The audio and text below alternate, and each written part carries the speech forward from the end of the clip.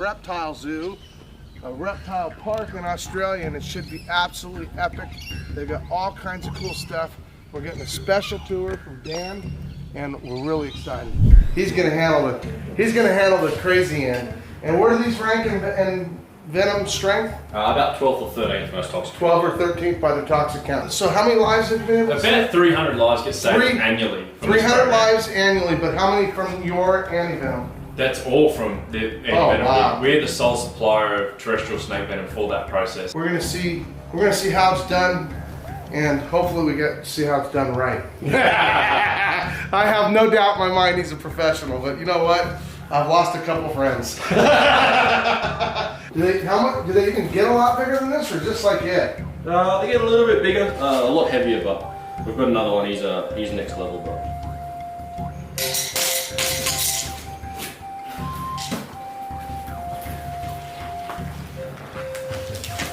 Okay, there we go.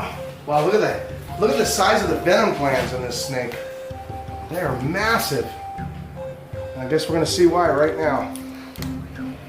Oh my gosh. That's huge amounts of venom. Now, it's pretty, this seems thinner than some of the venom I've seen. Oh, goodness. Well, he'll give a lot more as well. And the issue with these guys is they don't let go. And that's not good, guys, because that means when they grab a hold of you, they dump the whole deal on you. So we give his venom glands a bit of a massage, bit of a rub, and we can get a couple more drops out of it. Wow, that's a lot. Now, how much venom is that? It's probably 2 grams worth, which is Enough to kill how many guys? How many humans? probably 30 plus. Oh, And he's still going. 30 people that can kill. How many lives can it save? So it takes about 40 milkings to make 1 vial of antivenom, so not even one. Okay, see, I didn't know. I've never known the conversion rate, so I doubt anybody watching right now know the conversion rate. That's really awesome. So my hand's starting to cramp up, so I'm gonna get him off the vial. And this is where I exit stage right. Good job. Thanks, Zach. Absolutely crazy. That is a huge amount of venom. It may be 12, but enough to kill 30 humans. That is The insane. yield is incredible. So if you compare it to some of our other snakes that have a much more toxic venom, but a Right. much smaller yield. So Whoa, that is a massive that's a amount bad of venom. time, that snake grabbing you. Now, I don't know if a lot of you know, but I've been bitten by a native snake in the United States called the red diamondback. They're Mexican red, they're called. And let me tell you, I was told those weren't super toxic. Well, I'll just tell you a little secret. They're a nightmare! I almost died. They wrote me in the paper as possibly gonna die, and it took me 7 days to recover. Actually, the type of antivenom that they're working on making will be injected into a horse, and then they'll mix the blood around, take the actual serum part out of it, and that serum is actually called horse serum. And that horse serum has a side effect that a lot of people don't know. When I left the hospital, they gave me the little sheet of paper. And the funny part is when you're bit by a venomous snake, or at least my experience was, my brain went into hyper thinking. So it was like everything that was happening was in slow motion. When they did what they do, they first give you a test to see if you're gonna be allergic to the antivenom.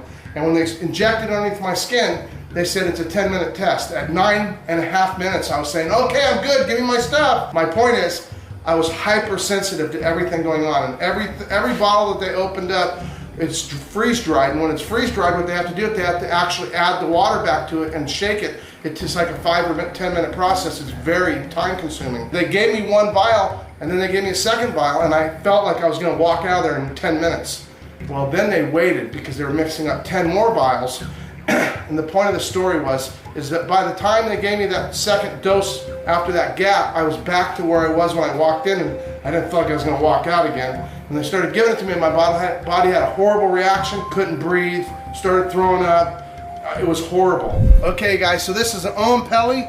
It's literally by far, I still think it's probably one of the rarest snakes on earth.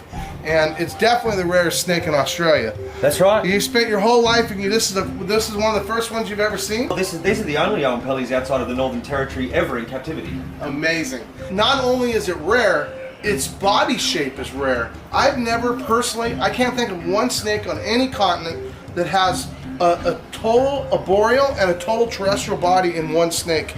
And that's exactly what we got here. Probably because it hangs from rocks and does weird stuff on the ground, but needs the striking distance and the hiding and the strength to kill certain kinds of prey, probably big bats. Bats I mean, it lives up in your Kakadu escarpment, and you're talking that 2 million people visit that park every year, and 75 snakes ever have been found. So this is the, by the way, this is the director of Australian Reptile Park, correct? Yeah, that's city, right. And what city are we in? We're just north of Sydney, capital of You Sydney. guys have to stop by here and check it out. It's really awesome. My theory is real simple. It's conservation through captive propagation. Yeah, that's because right. now other zoos will be able to have them on display eventually. Yeah, and the poach threat decreases. You look at Ruskell python, who was sent to US many years ago. I mean, there's only been 35 Ruskell pythons found, but they're not uncommon, just hard to get right, to. hard to get to. But now you're talking that species, 8 were brought in captivity. They were bred up well, and so there was no need for a poach threat. And I'm down with that. Yeah. I mean, Yep.